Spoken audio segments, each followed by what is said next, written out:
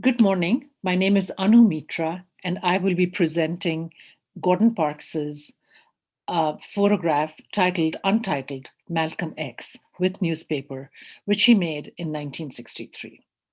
This is another edition of Can Look, your daily dose of the Cincinnati Art Museum.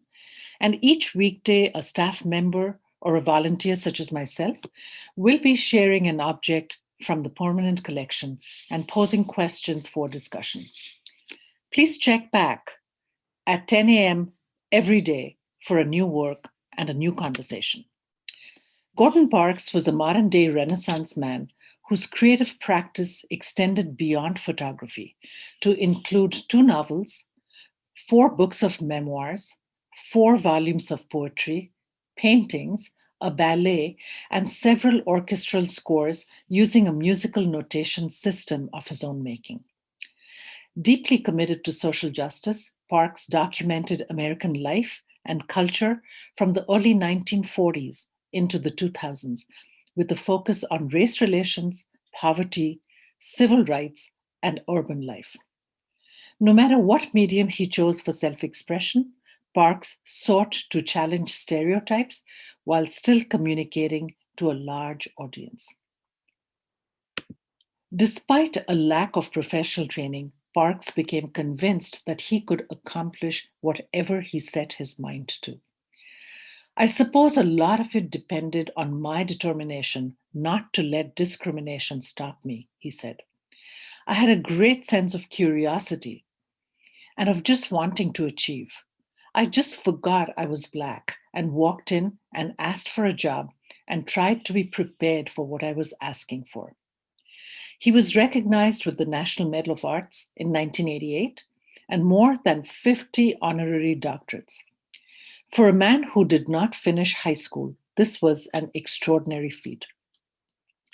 My two main takeaways from studying the life and legacy of Gordon Parks is that he was a rare 20th century Renaissance man who was entirely self made. Secondly, because of his varied experiences in life, he was able to give his subjects a dignity and humanity irrespective of who they were. Now, who is Gordon Parks? Last born of 15 children, he made a career of many firsts. Born in Fort Scott, Kansas, in 1912, Parks attended segregated schools where he was advised not to aim for college. He overcame many challenges, such as poverty, homelessness, prejudice, and the death of his mother when he was a teenager. At various points in his early years, Parks played the piano in a brothel, was a janitor in a flop house, a member of a road gang, a professional basketball and football player. He worked in a brick plant and served on the cross country railroad.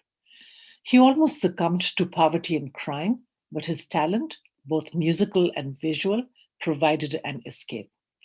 He survived these to become the first Black member of the Farm Security Administration's storied Photo Corps, the first Black photographer for the United States Office of War Information, the first Black photographer for Vogue, the first Black staff photographer at Life magazine for almost 2 decades, and years later, the first Black filmmaker to direct a motion picture for a major Hollywood studio.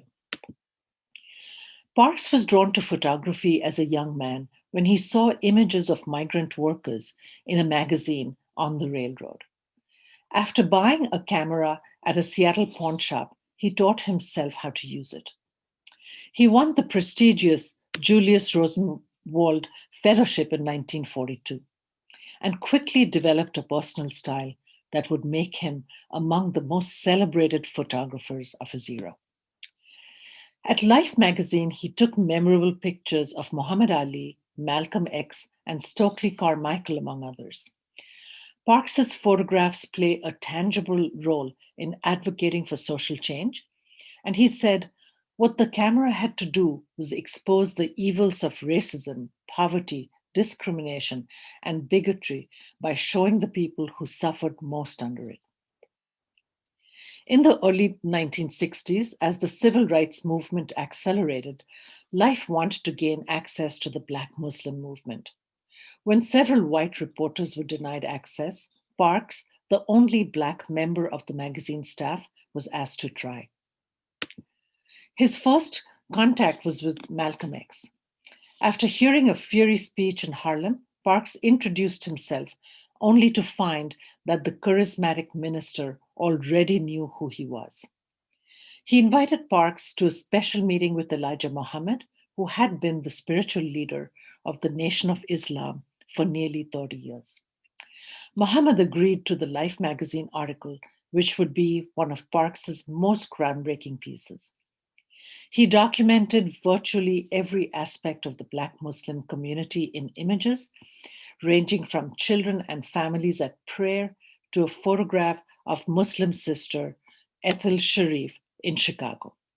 She stares resolutely into the camera as her sisters in a V shaped column fall out of focus behind her. The Cincinnati Art Museum's piercing photograph of Malcolm X was taken during a time when Parks had befriended Malcolm and had even become the godfather of his daughter, Kubila.